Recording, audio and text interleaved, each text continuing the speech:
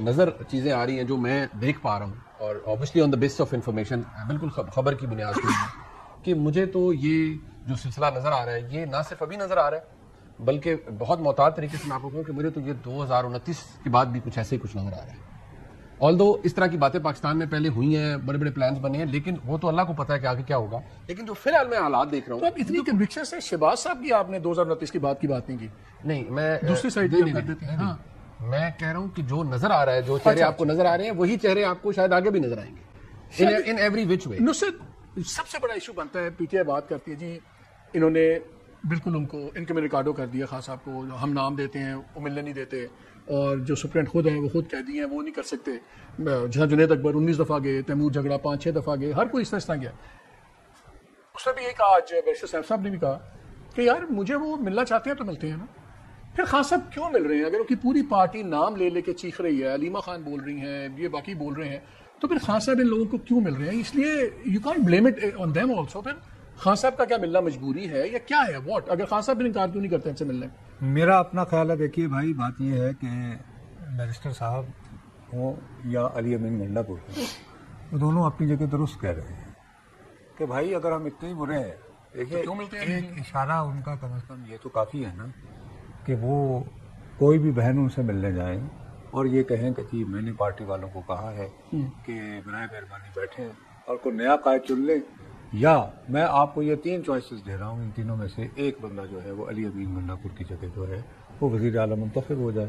اور مجھے 100% یقین ہے کہ علی امین گنڈا پور کو یہ پیغام ملا تو شاید وہ خود ہی باجو کی گلی سے چلے جائیں گے. میرا اپنا خیال ہے کہ خان صاحب جب یہ فرماتے ہیں کہ وہ طاقتور شخص سے بات کرنا چاہتے ہیں, تو وہ طاقتور شخص کی وہ چاہتے ہیں کہ کوئی ایسا شخص ہو جو اس گلی میں جا سکے, تو وہ صرف علی جس کو ہو جانو دل عزیز اس کی گلی میں جاؤ. کیوں؟ تو اس کی گلی میں جانے کے قابل حضرات کو شارٹ لسٹ کر رکھا ہے, تو ان میں میرا خیال ہے یہ دونوں لوگ شامل ہیں. اور اب تو بہت واضح ہے کیونکہ بیرسٹر سیف صاحب نے دیکھیے تاریخ بنا رکھی ہے, وہ ماشاءاللہ پاکستان کے پہلے پشتون ہیں جو مہاجروں کی بنائی ہوئی تنظیم متحدہ قومی موومنٹ کی طاقت کے ساتھ ہمارے سینیٹر رہے ہیں. تو بہت ماشاءاللہ ایک اچھے آدمی ہیں, میں انہیں سلام پیش کرتا ہوں. اور میں بڑے ہو کر نہیں, لیکن وہ تو اس لیے بھی ہے نا کہ ایم کیو ایم جو ہے وہ اس کو چاہیے تھی کہ مان لیتی ہے بات جب ان کو بھی مشورہ دیا جائے. تو وہ بات یہ ہے کہ انہوں نے کسی پنجابی کو یہ نہیں دیا, ویسے بہرحال ہمیشہ نہیں بخشا, لیکن میں بہرحال بڑا ہو کر ان جیسا بننا چاہوں گا. کامیابی کا راز ہے ان کے پاس. تو میں عرض جو آپ کے ساتھ سنجیدہ بات یہ کرنا چاہتا ہوں وہ یہ ہے کہ یہ بالکل اس وقت خود رٹرلیس ہے ہمارے خان صاحب, ان کو سمجھ نہیں آ رہی ہے. ان کا پرابلم یہ ہے کہ پہلے یہ فیصلہ کر لیں کہ امریکہ میں سجاد برقی ان کو ریپرزینٹ کرتے ہیں یا نہیں کرتے.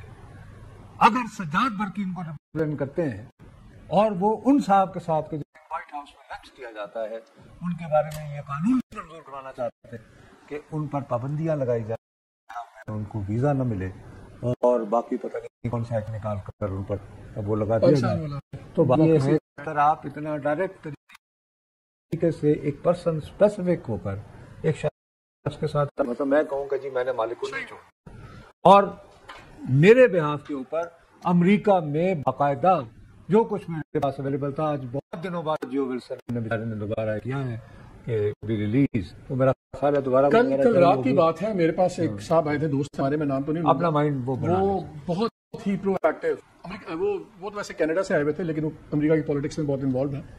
وہ بتا رہے تھے, انہوں نے 5-6 لوگوں کا نام بتایا کہ اس نے الیکشن کیمپین میں یہ 2018 کی میں یہ پریزیڈنٹ ٹرمپ والے الیکشن میں کس فلانے پاکستانی نے $1 ملین لگائے, فلانے نے $2 ملین لگائے, بہت لگائے, لیکن کہتے ہیں کہ غلطی وہاں یہ ہوئی کہ ہمارے زیادہ پیسے ڈیموکریٹس پہ لگے اور جیت گیا ریپبلکن پریزیڈنٹ. تو اوپر سے پریزیڈنٹ بھی اپنی مرضی کرتا ہے, وہ تو کسی کی سنتا نہیں ہے. تو وہ 2-3 چیزیں ہوئی ہیں. لیکن مظہر یہ بتائیں جو شاہ جی بات کر رہے ہیں, کیا یہ مجبوری ہے خان صاحب کی اب بن گئی کہ وہ بیرسٹر سیف اور یہ علی امین گنڈا پور صاحب جن کے سامنے کلیئر ایک پارٹی میں ریوولٹ نظر آ رہا ہے, کھل کے ساری باتیں ہو رہی ہیں, کہ وہ واحد راستہ ابھی ودن جتنا کے پاس لاٹ ہے ان میں سے یہ واحد وہی لوگ ہیں جو اگر کوئی موقع ملے تو بات چلا سکتے ہیں اسٹیبلشمنٹ کی اور پی ٹی آئی کی. کیا یہ واحد طاقت ہے علی امین گنڈا پور اور بیرسٹر صاحب کی؟ ورنہ خان صاحب کیوں ملتے ہیں؟ جو بیرسٹر صاحب نے صحیح کہا, انہوں نے کہا بھائی اگر انہوں نے مجھے سمجھتے ہیں میں ٹاؤٹ ہوں, اور بیرسٹر صاحب نے یہ بھی کہا کہ اگر میں میں اسٹیبلشمنٹ کا ٹاؤٹ کیسے ہو سکتا ہوں؟ اسٹیبلشمنٹ کی وجہ سے وہ اندر ہے خان صاحب، تو میں اگر ان کا ٹاؤٹ ہوں گا تو مجھے وہ کیوں ملیں گے؟ تو ان کا بتا دیں، ساری پارٹی چیخ رہی ہے تو خان صاحب ان لوگوں کو مل کیوں رہے ہیں؟ دیکھیں مالک، سیدھی سی بات یہ ہے کہ خیبر پختونخوا میں خان صاحب کی گورنمنٹ ہے، وہ کسی بھی اسٹیج کسی بھی لمحے نہیں چاہیں گے کہ یہ گورنمنٹ جو ہے یہ ٹوٹ جائے، لیکن وہ تو جس پہ بھی ہاتھ رکھیں گے وہ پارٹی اس کے ساتھ کھڑی ہوگی. ان کو پنجاب والی فکر تو نہیں ہے اسٹرانگ گروپ بازی کی؟ ہاں نہیں، لیکن پارٹی کے اندر بہت معاملات ہیں نا. جب عمران خان صاحب باہر تھے تب خیبر پختونخوا میں پارٹی کے اندر عاطف صاحب کا ایک گروپ چل رہا تھا، پرویز خٹک دوسرا چل رہا تھا، محمود خان تیسرا چل رہا تھا، شوکت یوسف زئی کہیں تھے. بیرسٹر صاحب تو بہت بعد کی پیداوار ہے. بیرسٹر صاحب تو بہت سی جماعتوں کو نمٹا کر آئے ہیں تحریک انصاف میں، تو بیرسٹر صاحب کا اتنا بڑا امپورٹنٹ وہ نہیں ہے میرے خیال میں. مجھے نہیں پتا جو کورٹ رپورٹرز وغیرہ ہیں خان صاحب کی آخری ملاقات ان سے کب ہوئی تھی. خان صاحب کو خود اگر موقع ملے تو وہ یہ کلیئرلی بتائیں، اور اگر وہ ٹویٹ کر سکتے ہیں تو یہ ٹویٹ کر کے بتائیں نا کہ وہ پارٹی کے اندر کن لیڈرز کی باتوں کو پارٹی سمجھتی ہے کہ پارٹی ان کا یہ ٹویٹ ہے. بیرسٹر سیف ہیں، علی امین گنڈاپور ہیں، سلمان اکرم یاد ہے، تو خان صاحب سے بہتر کون سب کو بتا سکتا ہے کہ ہاں بجائے اس کے کہ علیمہ خان خود آ کے کوئی بات کرے، بیرسٹر گھور کوئی بات کرے اور علی امین تیسری بات کرے. خان صاحب کے پاس جب ٹویٹ اویلیبل ہے تو وہ کلیئرلی کیوں نہیں بتاتے کہ کس کو ڈائریکشن انہوں نے دی ہے، who should lead the party, کس کو ڈائریکشن دی ہے، اور باقیوں کی باتیں وہی تو نصرت صاحب کا انالیسس ہے. نصرت صاحب کا خیال ہے بیکاز یہ دو اس ایونیو کے لیے کارآمد ہیں، تو شاید یہی وجہ ہے. یہی میں آپ سے پوچھ رہا ہوں.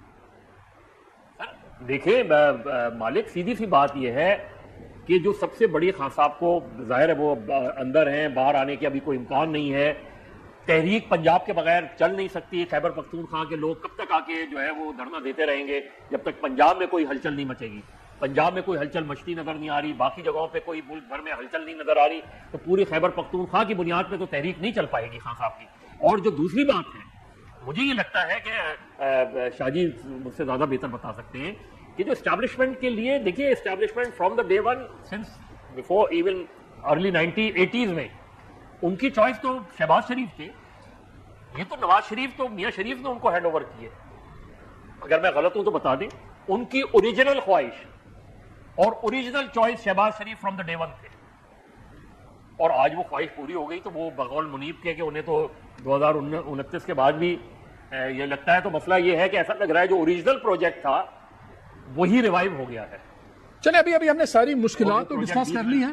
میں بھی بریک لیتا ہوں. بریک کے بعد آگے سولوشن دیکھتے ہیں. کل فواد چودھری بھی کچھ سولوشن دے رہے تھے.